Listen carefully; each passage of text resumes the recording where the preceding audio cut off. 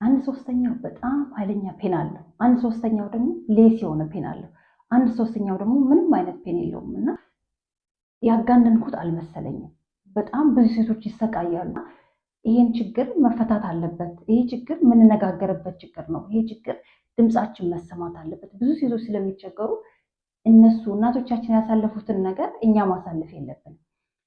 ሜኖፖዝ እንደ ቀልድ መታየት የለበትም። ለዚህ ነው ሜኖፖዝ ሴቶች መሰማት አለብን። ሐኪሞች በትምህርታቸው ላይ ሜኖፖዝን እንደ ተፈጥሯዊ ነገር ነው ተብሎ ስለሚታይ እንደ ቀላል ይታለፋልና ግን በሜኖፖዝ የምናሳልፈው ወይም ደግሞ ሜኖፖዝን ካለፍን በኋላ የህይወታችን መካከል ላይ ስንደርስ የተለያዩ በሽታዎች እንደ ደም ብዛት፣ እንደ ስኳር፣ እንደ ኮሌስትሮል የተለያዩ በሽታዎች ሰውነታችን ላይ ይፈራረቃሉ። ስለዚህ ሜኖፖዝ ላይ ስንገባ ነው ሰውነታችንን ማዳመጥ ያለብን።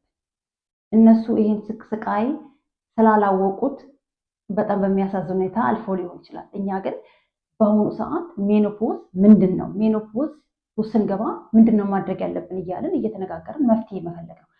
ድምፃችን መሰማት አለብን፣ መረዳት አለብን። ይሄ ነው የኔ ዓላማ። ሴቶች ስቃያቸውን እላያቸው ላይ ብቻቸውን የተሰቃዩ ማሳለፍ የለባቸው። ስለዚህ ይሄ የኔ መልስ ይሄ ነው። ስለምትጽፉልኝ ኮሜንት በጣም ነው የማመሰግነው። ለዶክተሮች በጣም ትልቅ ሬስፔክት እና ትልቅ ክብር አለኝ።